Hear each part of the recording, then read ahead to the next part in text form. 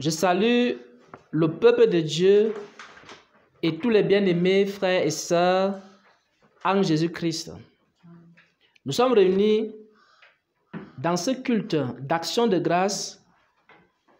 Nous sommes réunis dans ce culte qui est venu après le programme de sanctification, de repentance, de restauration. Et le Seigneur voudrait que lorsqu'il nous a sanctifiés, lorsqu'il nous a restaurés, lorsqu'il a remis en nous le bon dépôt, il voudrait que nous puissions garder ce dépôt pour la gloire de son nom. C'est la raison pour laquelle, en ce jour, on va partager un enseignement qui s'intitule « Les brebis perdues de la maison de Dieu ». Les brebis perdues de la maison de Dieu. Vous avez déjà entendu cette expression de la part du Seigneur lorsqu'il s'adresse à la femme cananéenne. Il dit à cette femme qu'il a été envoyé uniquement aux brebis perdues de la maison de Dieu. Vous avez aussi entendu dans Jean 10, lorsque Dieu envoie ses apôtres pour aller annoncer l'évangile, il les envoie vers les brebis perdues de la maison de Dieu. Et la question qui se pose, elle est de savoir qu'est-ce qu'une brebis perdue de la maison de Dieu. Parce que si on parle de brebis perdues, ça veut dire aussi qu'il y a d'autres brebis qui ne sont pas perdues. Comment est-ce qu'on peut savoir qu'on a une brebis de la maison de Dieu ou alors on a une brebis perdue de la maison de Dieu? Parce que la maison de Dieu, c'est l'Église. L'Église est la colonne et l'appui de la vérité. Dans l'Église, il y a donc deux types de brebis. Il y a des brebis soumises à Dieu, des brebis qui marchent avec le berger, d'une part, et d'autre part, il y a des brebis égarées, des brebis perdues. Et comment est-ce qu'une personne peut savoir quelle est une brebis qui marche avec le Seigneur et comment est-ce qu'une personne peut savoir si elle est une brebis perdue? Et j'ai reçu cet enseignement ce matin. Pendant que j'étais en train de méditer à mon réveil, j'ai reçu un enseignement et le Seigneur m'a fait comprendre que la raison pour laquelle beaucoup perdent les grâces de Dieu, parce que les chrétiens reçoivent des grâces, ça peut être le don de guérison. Aujourd'hui, tu as le don de guérison, demain tu as perdu ce don. Aujourd'hui, tu as le don de vision, demain tu as perdu ce don. Aujourd'hui, tu as le don de révélation, demain tu perds. Aujourd'hui, tu as le don de prophétie, demain tu ne prophétises plus. Aujourd'hui, tu as le don d'enseigner, demain tu perds ce don. Aujourd'hui, Dieu te donne des capacités d'évangéliser et après tu perds ces capacités.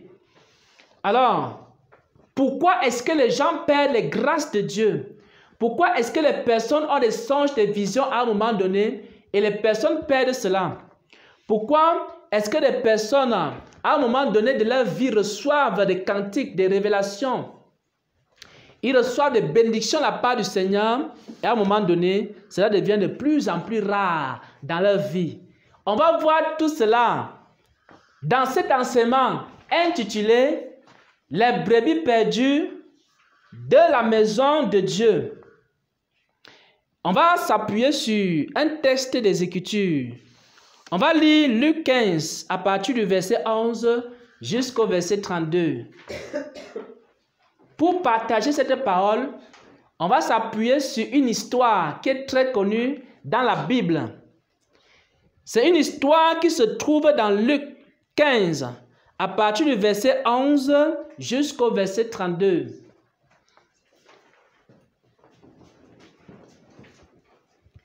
Donc, si quelqu'un est à la page, la personne peut lire Luc 15 au verset 11.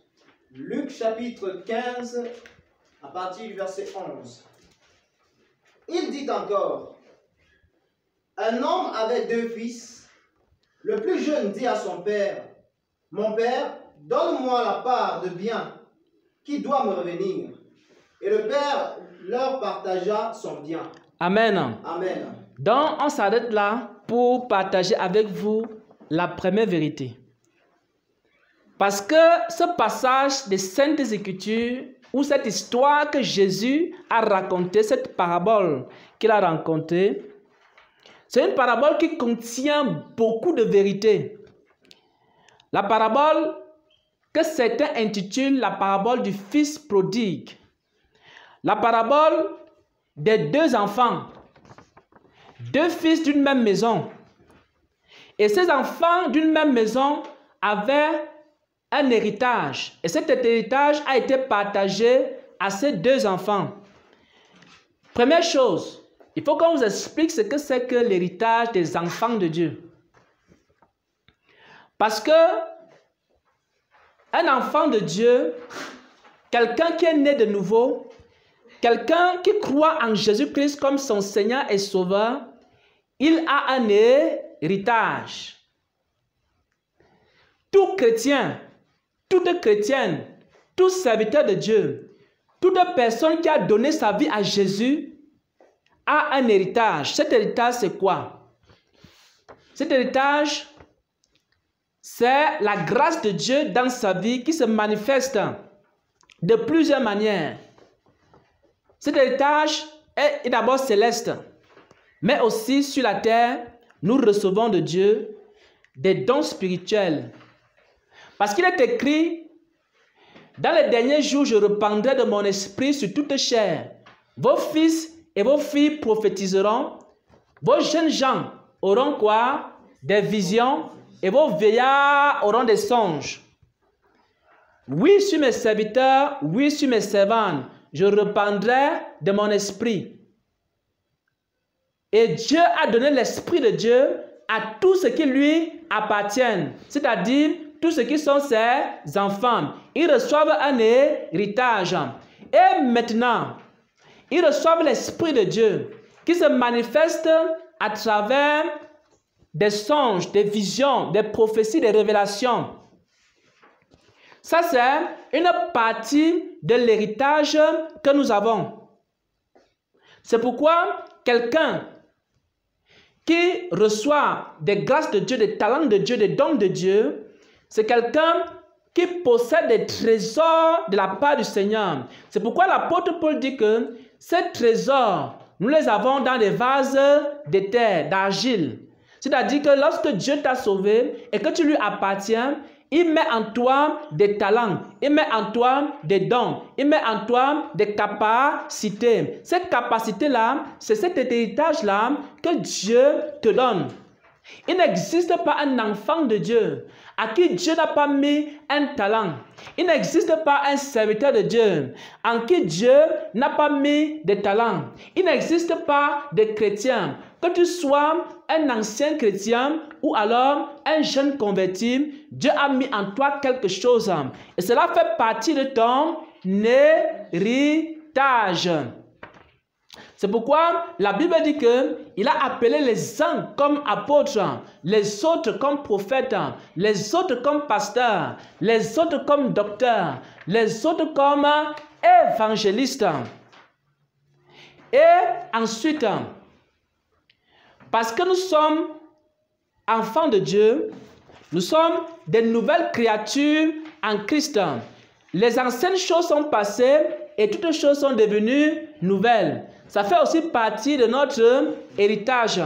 Quelles sont les anciennes choses qui sont passées? Les anciennes choses qui sont passées, c'est le péché. L'héritage des enfants de Dieu aussi, c'est la sainteté. Parce que lorsque nous étions dans le monde, nous n'avions pas le pouvoir, nous n'avions pas la capacité, nous n'avions pas la force, nous n'avions pas l'Esprit de Dieu qui nous donnait la victoire sur le péché. C'est pourquoi dans le livre de Romains 7, l'apôtre Paul dit ceci. Il dit que ce que je veux faire, ce n'est pas ce que j'accomplis. Je veux faire le bien, mais je trouve dans ma chair encore quoi? Une autre loi. Une loi qui s'oppose à la loi de mon entendement. Donc je veux faire le bien, je me retrouve en train de faire le mal. Et dans Romains 8, on nous enseigne que gloire soit rendue à Jésus-Christ. Pourquoi? Parce que ceux qui appartiennent à Jésus-Christ, ils ont reçu quoi? Ils ont reçu l'Esprit de Dieu. Et maintenant, l'Esprit de Dieu, la loi de l'Esprit de vie en Jésus-Christ les a affranchis la loi du péché et la mort. Donc c'est aussi notre héritage. Notre héritage c'est quoi? Notre héritage c'est que lorsque nous étions dans le monde, on n'avait pas encore le pouvoir pour dominer sur le péché. Pourquoi? Parce que la loi de l'Esprit de vie en Jésus-Christ n'agissait pas en nous. C'est la raison pour laquelle on faisait des efforts pour vaincre le péché, on n'arrivait pas. On faisait des efforts pour ne pas mentir et on continuait à mentir. On prenait la décision le 1er janvier que je ne vais pas mentir cette nouvelle année. Mais le 2 janvier, on était en train de mentir. Pourquoi? Parce que la loi de l'Esprit de vie en Jésus-Christ n'agissait pas en nous. Et maintenant que nous sommes devenus des nouvelles créations en Jésus-Christ, les choses anciennes sont passées. Toutes les choses sont devenues nouvelles. Et maintenant, quand on ne veut pas mentir, on a maintenant le pouvoir de ne pas mentir. Pourquoi? Parce que Dieu nous a donné la capacité de dominer sur le mensonge. Dieu nous a donné la capacité de dominer sur le vol. Dieu nous a donné la capacité de dominer sur le convoitise charnel qui font la guerre à l'âme. Amen. Ça, c'est aussi l'héritage des enfants de Dieu. Le monde n'a pas cet héritage. Vous allez voir les gens. C'est pour ça qu'à la fin, dans le monde, on dit tout le monde pêche. Et on dit, bon voilà, on ne peut rien faire, on est dans la chair, tout le monde pêche, etc. Nous n'est pas fait, donc on peut vivre comme on veut, etc. Donc, là, ça veut dire que la personne n'a pas l'héritage. Notre héritage, c'est aussi la capacité de dominer sur le péché. Nous avons reçu cela par la loi d'esprit de vie qui se trouve dans Romains 8. Notre héritage, c'est encore quoi? Notre héritage, c'est aussi la bonne santé. Voilà. Parce que la Bible dit, je veux que tu prospères à tous égards, comme prospère l'état de ton âme. Quand nous donnons nos vies à Jésus, parfois certains sont maladifs. Parfois certains ont des maladies chroniques. Chaque jour, ils sont à l'hôpital. Chaque jour, ils ont les remèdes traditionnels. Mais une fois qu'on donne sa vie à Jésus, on va se rendre compte que les maladies vont commencer à diminuer et ça va commencer à partir. Pourquoi? Parce que nous recevons de Christ la vie. Et cette vie maintenant commence à faire quoi? Cette vie commence à se manifester même sur le plan physique. Et parce que la vie de Christ est en nous, alors nous commençons donc non seulement à ne plus être malades, mais nous pouvons maintenant imposer les mains aux malades et les malades seront guéris. Parce que la vie se trouve déjà en nous. Donc, notre héritage aussi, c'est la bonne santé. Amen. Voyez un peu. Jésus. Notre héritage est grand, mes frères et sœurs en Christ. Est-ce que vous savez que notre héritage aussi, c'est la sagesse de Dieu? Parce que lorsque nous étions dans le monde, on avait une sagesse. Mais c'était la sagesse de ce siècle avec laquelle on marchait. La sagesse de œil pour œil, dent pour dent. Tu m'as fait, je te rends. Mais quand nous sommes en Christ, Dieu nous communique à travers ses paroles une nouvelle sagesse. C'est pourquoi dans cette assemblée, qu'est-ce que Dieu fait? De temps en temps, il nous communique des paroles de sagesse. À travers quoi? Les songes. À travers quoi? Les visions. À travers des révélations, des prophéties, il nous communique quoi? La sagesse. C'est une sagesse qui n'est pas de ce monde. C'est aussi notre héritage. Parce que si vous voulez comprendre l'héritage des enfants de Dieu, vous devez savoir que tout ce que Dieu est, nous aussi on doit être cela. Parce qu'il est écrit que tel qu'il est, tel aussi nous sommes dans le monde. Si Dieu est saint, notre héritage c'est aussi la sainteté. Et si Dieu est juste, notre héritage c'est la justice. Et l'autre héritage, c'est aussi la puissance de Dieu. Nous avons hérité de cela. Nous avons hérité également, c'est pour ça que constamment ici, il y a des révélations. Constamment ici, il y a des manifestations de la puissance de Dieu. Ça fait partie de notre héritage. Amen. Maintenant, vous avez compris l'héritage. Donc, on dit ici, un homme avait 2 fils. Le plus jeune dit à son père, « Mon père, donne-moi ma part d'héritage, ce qui doit me revenir. » C'est-à-dire que les 2 enfants ont reçu l'héritage. Les 2 enfants ont reçu la sainteté. Ouais, un peu. Le premier fils et le deuxième fils ont tous reçu la sainteté. Les 2 enfants ont reçu encore quoi? Ils ont reçu la puissance de Dieu. Les 2 enfants ont encore reçu quoi? Ils ont reçu les songes, les visions, les prophéties, les révélations. Les 2 enfants ont reçu quoi? Une bonne santé. Les 2 enfants ont reçu aussi la sagesse de Dieu. Ils ont reçu l'amour et tous les fruits de l'esprit que vous connaissez. Tous ces 2 enfants-là, ils étaient dans la maison de leur père, ils ont tous reçu cet héritage. Parce que notre héritage, c'est tout ce que Dieu a. Voilà. Maintenant, on va voir la deuxième vérité. Quelqu'un va lire la suite à partir du verset suivant. Je crois que c'est le verset 13. Amen. Amen. Verset 13.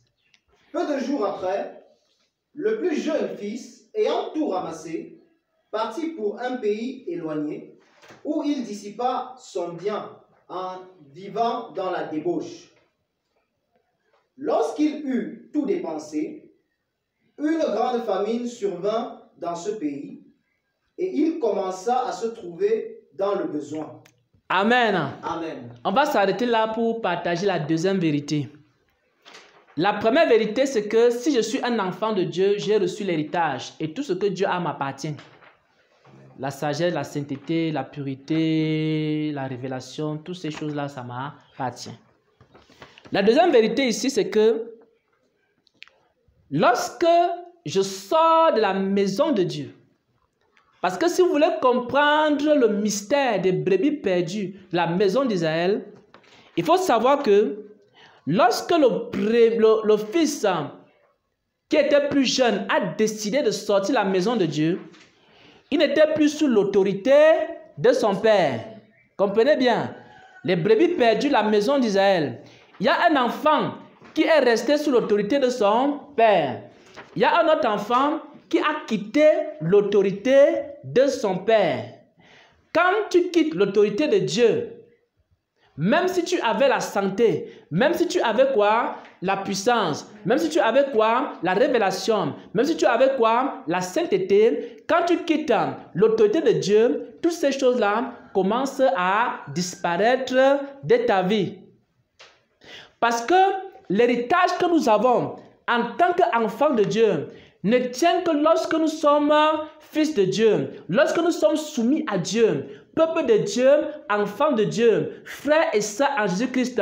Je vous en supplie, il faut comprendre ce message, il faut comprendre cette parole, il faut savoir que en tant qu'enfants de Dieu, nous avons reçu la sainteté, en tant qu'enfants de Dieu, nous avons reçu la gloire de Dieu, en tant qu'enfants de Dieu, nous avons reçu la puissance de Dieu, en tant qu'enfants de Dieu, nous avons reçu la révélation de Dieu, en tant qu'enfants de Dieu, nous avons reçu la santé, nous avons reçu beaucoup de grâce, nous avons reçu la sagesse, nous avons reçu la domination sur les serpents, sur les scorpions et sur toute la puissance de Satan. Nous sommes capables d'écraser le diable, nous sommes capables de chasser les démons, nous sommes capables de chasser les maladies, nous sommes capables d'opérer des miracles par la puissance du nom de notre Seigneur et Sauveur Jésus-Christ. Parce que nous sommes des héritiers et nous sommes co-héritiers avec Christ. C'est-à-dire que nous avons reçu le même héritage, nous avons reçu le même esprit, nous avons reçu la même puissance, nous avons reçu les mêmes capacités. Amen. Maintenant, qu'est-ce qui se passe aujourd'hui que les enfants de Dieu sont malades? Qu'est-ce qui se passe aujourd'hui que les enfants de Dieu n'ont pas la révélation? Qu'est-ce qui se passe aujourd'hui que les enfants de Dieu se retrouvent en train de fuir les sorciers, se retrouvent en train de fuir les marabouts, se retrouvent en train d'être mendiant, de courir à gauche et à droite pour aller demander 10 000 aux voisins, pour aller demander ceci, cela aux gens du monde, alors qu'il est écrit que le chrétien, quoi, il est la lumière du monde. Ce qui se passe, c'est quoi? C'est qu'il y a deux types d'enfants. L'enfant qui reste soumis à Dieu, soumis à son Père, dans la maison de son Père. Cet enfant ne peut pas perdre l'héritage. Il y a aussi un autre enfant. Il s'appelle comment? Il s'appelle comment, mes frères? Il s'appelle la brebis. Il s'appelle la brebis. Il s'appelle la brebis perdue de la maison d'Israël. Brebis perdue. C'est-à-dire, j'ai quitté la maison de mon Père. J'ai quitté l'autorité de Dieu. J'ai quitté la soumission à Dieu. J'ai décidé que désormais, je vais vivre ma vie. Désormais, je vais pratiquer la justice sans Dieu. Désormais, je vais créer une église sans Dieu. Désormais, je vais maintenant commencer à exercer le don de prophétie et n'étant pas soumis à Dieu. Désormais, j'ai reçu quoi? La sainteté. Mais je n'ai même pas besoin de quelqu'un qui me guide dans la sainteté. Je quitte quoi? L'autorité de Dieu. À un moment donné, qu'est-ce qui se passe, mes frères? Qu'est-ce qui se passe, mes sœurs? Parce que cet enfant-là, cette brebis perdue à la maison d'Israël, elle pense qu'elle peut garder les biens de Dieu en n'étant pas sous l'autorité de Dieu, en étant loin de Dieu. Et la Bible dit ceci. Écoutez attentivement la révélation. Écoutez attentivement. Il est dit ceci. Il est dit que peu de temps après, le plus jeune fils, ayant tout ramassé, ayant tout acquis, je ne sais pas ce que vous avez ramassé, je ne sais pas ce que vous avez acquis. Je sais que vous avez acquis beaucoup de choses. Il y a beaucoup de prophètes, de prophétesses, de chanteurs ici. Vous avez tout ramassé. Ayant tout ramassé, ayant tout acquis, est parti dans un pays éloigné.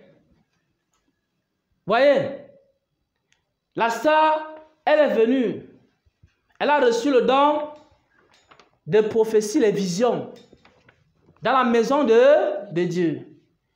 Et quand elle a reçu les prophéties, les visions dans la maison de Dieu, qu'est-ce qu'elle fait? Elle ramasse tout ça, elle s'en va maintenant fonder sa part. Elle quitte la présence de Dieu et la volonté de Dieu. Elle dit que bon, maintenant je suis une grande prophétesse. Je suis une prophétesse, je dépasse le frère Xavier de très très loin.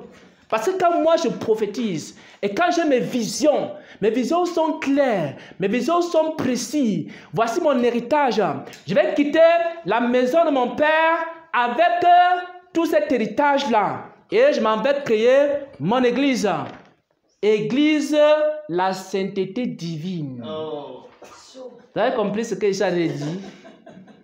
J'ai reçu quoi? L'héritage dans la maison de mon père. Mais maintenant, comme j'ai reçu l'héritage dans la maison de mon père, je me dis, mais il faut que je quitte un peu la maison de mon père et je m'en vais maintenant faire quoi? Je m'en vais créer ma part d'église. Je m'en vais faire ma part de choses sans être sous l'autorité de mon père, sans être sous l'autorité de Dieu. Qu'est-ce qui se passe? Alors, on se rend compte que on commence à perdre son héritage. On commence à dilapider son héritage. Parce que l'héritage de Dieu, vous ne pouvez le conserver que si vous demeurez dans la volonté de Dieu. Amen. Si Dieu t'a appelé à être prophète, prophétesse, évangéliste, pasteur, docteur, il t'a accordé un héritage. Cet héritage-là ne peut se développer qu'aussi longtemps que tu seras à la place où Dieu t'a mis. Le jour que tu vas quitter la place de Dieu, tu verras, tu vas commencer à perdre cet héritage. Quel que soit ce que tu es, bishop, archibishop, pasteur, docteur, général de Dieu, prophète des nations, prophète au-dessus de tous les prophètes, le jour que tu n'es plus soumis à Dieu, le jour que tu t'affranchis de Dieu et que tu ne fais plus la volonté de Dieu, à ce moment-là, tu as quitté la maison paternelle. Quand Dieu parle, ça ne te dit plus rien. Ça veut dire quoi? Tu es une brebis perdue de la maison d'Israël. Le jour où Dieu te dit d'aller à gauche et tu vas à droite, à ce moment-là, tu n'es plus soumis à Dieu. Tu deviens quoi? Une brebis perdue de la maison d'Israël. Écoutez-moi attentivement, chrétiens, la sainte doctrine, serviteurs de Dieu. J'ai un message pour vous. J'ai quelque chose à vous dire. Ce que le Seigneur veut pour l'Église, pour la sainte Église, pour le réveil des temps de la fin, c'est que les serviteurs et les servants de Dieu lui soient soumis. Parce que plusieurs serviteurs, plusieurs servantes, plusieurs chrétiens n'obéissent plus à la voix de Dieu. Ils ont reçu quoi? L'héritage. Et cet héritage, c'est quoi? Cet héritage, c'est la sainte doctrine. Vous avez reçu la part du Seigneur un héritage. Et cet héritage, c'est la sainte doctrine. Mais la sainte doctrine qui est l'héritage des chrétiens, si quelqu'un pratique la sainte doctrine et que la personne ne se soumet pas à Dieu, cette personne-là devient une brebis perdue de la maison d'Israël. Si quelqu'un a reçu la sainte doctrine et que la personne en question qui a reçu la sainte doctrine refuse d'obéir aux instructions de Dieu, alors cette personne-là devient une brebis perdue de la maison d'Israël. Et si une église le fait, ça devient une église perdue de la maison de Dieu. Et beaucoup d'églises se sont perdues ainsi. Le jour où elles ont cessé de se soumettre à Dieu, beaucoup d'églises ont été disqualifiées. Pas parce qu'elles ne connaissent pas la sainte doctrine, pas parce qu'elles ne connaissent pas comment on se dépouille, pas parce qu'elles ne connaissent pas certaines vérités qui concernent le christianisme, pas parce qu'elles ne connaissent pas le bon baptême, mais elles ont été perdues pour une seule raison. Le jour où elles ont décidé de commencer à agir par elles-mêmes, de commencer à s'affranchir de l'autorité du Père Céleste, de ne plus écouter le Père. Quand le Père leur parle, ils n'écoutent plus. Ils ne sont plus sous l'autorité du Père. Et quelqu'un qui n'est pas sous l'autorité du Père a déjà quitté la maison familiale. Est déjà devenu quoi?